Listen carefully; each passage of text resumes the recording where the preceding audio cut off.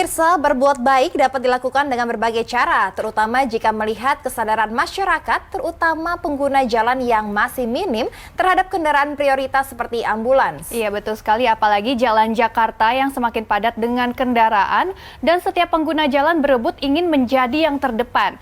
Berikut kita simak profil Indonesian Escorting Ambulance, sebuah komunitas yang berkomitmen, tanggap dan juga peduli terhadap perjalanan ambulans.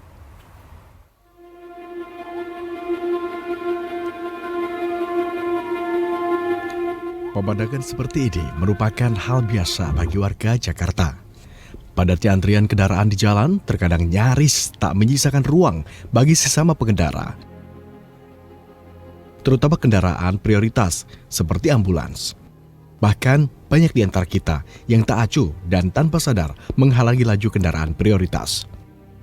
Karena itu, kehadiran komunitas Indonesia Escorting Ambulance menjadi pengurai kusutnya jalur yang sering dialami kendaraan prioritas seperti ambulans. Komunitas yang diawali dari keprihatinan akan sulitnya ambulans menembus kemacetan Jakarta ini, kini juga memberikan pendampingan pada kendaraan prioritas di 80 kota di Indonesia.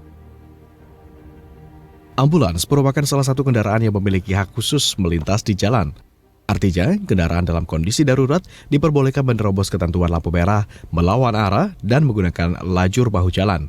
Hal ini lantaran kendaraan ini harus berjibaku mengemban tugas menyelamatkan nyawa. Tak hanya itu, kendaraan dengan hak prioritas juga harus mendapat keutamaan untuk melintas, sehingga pengguna jalan lain diimbau untuk memberikan jalurnya. Komunitas yang bermula pada tahun 2017 ini tak hanya memberikan pendampingan pada kendaraan dengan urgensi tingkat tinggi. Kehadiran mereka juga untuk meningkatkan kesadaran dan kepedulian pengguna jalan, sehingga dalam situasi mendesak, kendaraan penyelamat nyawa diberi keutamaan. Tim Liputan, B-Universe. Iya pemirsa, tadi kita sudah saksikan ya bagaimana kemacetan berdampak pada mobilitas kendaraan prioritas di Jakarta. Ya, lalu bagaimanakah komunitas ini ternyata begitu dibutuhkan terutama oleh pihak-pihak yang memang memerlukan akses cepat di tengah kemacetan Jakarta. Telah hadir di studio kami yang pertama ada Bapak Yudi Cahyadi selaku Ketua Umum Indonesia Escorting Ambulance. Kemudian juga yang kedua ada Bapak Ferry Tampubolon sebagai Ketua Satu Pengurus Nasional Indonesia Escorting Ambulance. Halo, selamat pagi Bapak-bapak, Pak Ferry dan Pak Bisma. Terima kasih sudah hadir di studio kami ya Pak ya. Iya, luar biasa ini Pak, kalau kita melihat sebenarnya ternyata tidak hanya di Jakarta saja ya, betul, sudah tersebar di banyak wilayah. Bisa dijelaskan di awal mungkin seperti apa berdirinya dan mulai kapan Pak? Jadi boleh saya bercerita. Memang ini diawali tahun 2016, founder kita Om Nova, kita biasa panggil Om Nova, tapi umurnya masih muda. Waktu itu dia melihat ambulan yang terkena macet, di mana di dalamnya itu ada pasien yang memang benar-benar membutuhkan pertolongan, yang harus sampai ke rumah sakit. Itu di daerah Bekasi kejadiannya. Jadi dengan inisiatif beliau membantu untuk membukakan jalan dengan menggunakan motor. Waktu itu 2016 itu dengan kondisi yang apa adanya, maksudnya dengan motor waktu itu ya mungkin kondisi motor yang tidak terlalu bagus gitu kan ya. Kalau misalnya polisi kan bagus-bagus motornya, kalau kita ya mungkin dengan keadaan motor seperti apa adanya. Nah dari situ beliau berinisiatif untuk membentuk suatu forum di WhatsApp ataupun juga di Facebook waktu itu. Sampai akhirnya banyak peminatnya, terutama anak-anak muda yang merasa punya jiwa sosial yang tinggi dan juga mungkin yang memiliki pengalaman yang sama, entah keluarganya, entah temannya yang harus ditolong pada saat ada di ambulan yang terkena macet.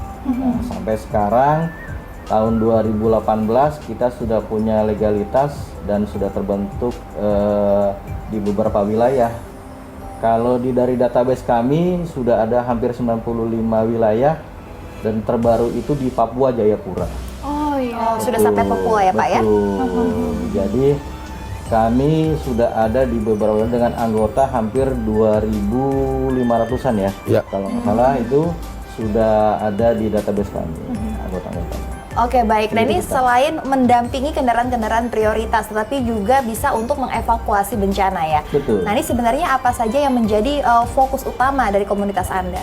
Sebenarnya semuanya kita fokuskan, jadi utama buat kami, baik escort maupun rescue ya. Dulu itu kenapa ada rescue, awal-awal kita buat itu kan hanya escort aja. Tetapi kita berpikir, kalau escort aja, kalau ada kesadaran masyarakat sudah mulai tinggi, ya kami tidak ada kegiatan tentunya kan. Nah, disitulah mulai kita berpikir untuk membantu umat, membantu masyarakat ke bidang rescue atau kebencanaan. Anggota yang kami miliki, yang kami punya, kami berikan pendidikan semacam kayak diklat gitu ya, diklat rescue, water rescue ataupun yang lainnya, termasuk medis juga.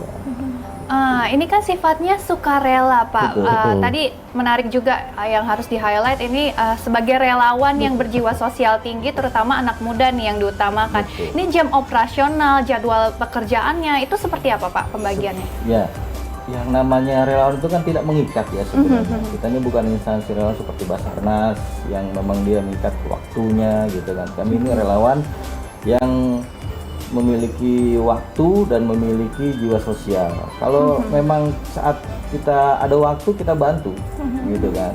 Tapi yang paling utama adalah keluarga. Kita bekerja. Gitu.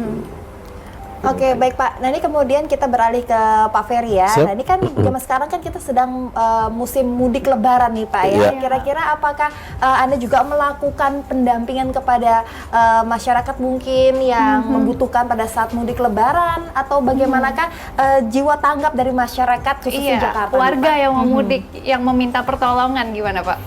Iya, di zaman mudik begini salah satu tingkat rawan kecelakaan itu tinggi. Ya, apalagi yang pemudik yang menggunakan kendaraan bermotor. Lalu bagaimana dengan warga yang ingin menggunakan kita? Kita sekarang ini terlibat di beberapa wilayah yang memang mempunyai titik-titik kemacetan. Kita ikut bergabung, Pak.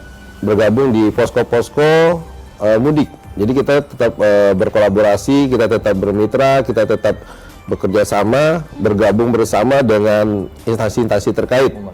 Ya, dengan instansi terkait, karena kami ingin memberikan yang terbaik juga, gitu, seperti itu. Jadi apa yang dilakukan oleh kami sekarang ya saat ini masih di posko-posko kemacetan. Sekalian memperingatkan atau memberi edukasi kepada mereka tetap berhati-hati di sepanjang perjalanan. Karena baik itu apakah seperti kendaraan bermotor yang boncengan, melebihi kapasitas, atau kita memang di saat siang begini mungkin bisa kelihatan apakah si pengemudi itu kelelahan atau apa, kita akan arahkan supaya tetap beristirahat untuk menekan, mengurangi tingkat kecelakaan, seperti itu. Sebenarnya tadi Mas menarik nih, untuk sukarelawan ada keharusan seperti apa nggak sih Pak? Seperti Atau syarat-syarat kriteria. kriterianya untuk menjadi sukarelawan dari Ambulance Indonesia Escorting ini? Mungkin saya jawab ya. Kalau untuk menjadi sukarelawan ataupun relawan itu sebenarnya tidak ada kriteria yang pasti ya. Kami ini hanya berpikir kami ini punya niat yang satu visi satu misi, yaitu membantu umat. Ya kan? Dengan tagar kami berbuat tanpa berharap itu, kami harapkan bisa menjiwai ke generasi muda yang dimana mereka juga punya jiwa sosial. Jadi untuk kriteria yang utama kami tidak ada yang pasti sih, kami punya jiwa sosial aja sih sebenarnya. Memiliki jiwa sosial Yang tinggi. besar, Ya, ya. betul. Harus itu utama. Nah, kalau untuk masyarakat nih yang ingin menghubungi, apalagi di saat darurat, harus kemana Pak hubunginya? Kami punya web IA sendiri, bisa dilihat di web kami. Nanti di sana ada kontak humas kami. Silakan hubungi di di humas kami melalui web, ada nomornya di sana. Baik, nah ini sejauh ini tantangan dan juga pengalaman yang tidak terlupakan selama adanya Indonesia Escorting Ambulance ini apa saja Pak? Sebenarnya tantangan yang tidak kami bisa lupakan yaitu ya di awal-awal itu, yaitu kami banyak istilahnya masyarakat yang belum paham dengan IEA ini, yang seluruh bulan ini. Banyak netizen, banyak masyarakat yang mungkin berkomentar di Betul. media sosial, terutama di Facebook, di IG kami, yang masih berpikiran negatif, gitu kan. Sebenarnya kami ini membantu, ingin niat membantu saja, tidak ada niat yang lain. Bahkan kami pun juga tidak pernah istilahnya memintakan uang kepada masyarakat yang ingin dibantu kan. Gitu. Karena memang dari awal kami niatnya hanya membantu dengan ikhlas, dengan berbuat tanpa berharap. Sudah ada berapa unit kendaraan Pak saat ini? Untuk kendaraan sendiri kami di setiap wilayah itu ada beberapa wilayah yang sudah punya, ada 1 unit atau 2 unit itu kami bebaskan. Karena kalau untuk di nasional sendiri tidak ada ya. Karena kalau misalnya di nasional sendiri kami untuk berkegiatan itu akan turun ke wilayah-wilayah. Kayak saya di Jakarta Pusat, berarti wilayah di Jakarta Pusat berkegiatan di Jakarta Pusat. Nah, kalau untuk nasional hanya memberikan instruksi aja. Gitu. Nah, untuk wilayah-wilayah yang sudah punya banyak juga, jadi mungkin belum kita coba data ya. Iya. Nah, untuk di wilayah Jabodetabek sendiri nih Pak, setiap harinya sejauh apa sih permintaan tolongnya kepada pihak IAA ini? Ya cukup banyak ya, Mbak. Jadi terkadang kita kan sudah bermitra dengan driver-driver ambulan. Kadang-kadang kita juga di setiap wilayah itu sudah ada WhatsApp grup sendiri. Misalnya kayak ambulan rumah sakit mana A misalnya ingin meminta agar dikawal dari rumah sakit A sampai ke rumah sakit B. Kita dikasih tahu dulu, kita bahas di grup, gitu kan. Oke, jalurnya ini jam sekian mulai jalan. Kita standby. Gitu. Terakhir nih Pak, harapan untuk Indonesia Escorting Ambulance ke depannya seperti apa?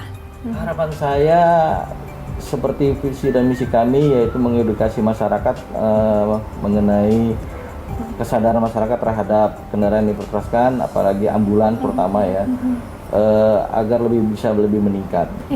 Kami ada karena mungkin kurangnya masyarakat kesadarannya ya terhadap ambulan. Tapi kalau sudah sadar sendiri ya mungkin dengan sendirinya kami akan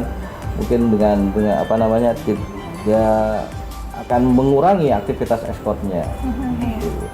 Ya, jadi besar harapan kami seperti itu, bahwa marilah kita prioritaskan kendaraan yang memang sudah dilindungi oleh undang-undang. Iya. Untuk Pak Ferry sendiri? Ya, kalau bagi saya besar harapannya warga masyarakat Indonesia akan semakin paham sama seperti Om Bisma, semakin paham, semakin mengerti bahwa suara sudah berbunyi itu memang ada yang dibutuhkan. Di saat itu sudah terlaksana, kami pun masih ada beberapa PR kami lagi untuk kemanusiaan yang ingin tetap kami jalankan. Itu besar harapan kami. Iya, amin. Semoga tercapai semua harapannya ya Pak. Tetap jaga kesehatan. Sama-sama, mohon doanya. Dan semoga tujuan mulia ini dapat selalu memperoleh jalan ya, untuk memudahkan menolong masyarakat. Berbuat tanpa berharap. Berbuat tanpa Biasa berharap. sekali itu Itu tagline-nya ya. akan jadi tagar kita juga ya. Ya, betul. Baiklah, terima kasih Bapak Bisma dan juga Pak Ferry atas kehadirannya di studio kami, dan salam sehat selalu. Amin. Iya.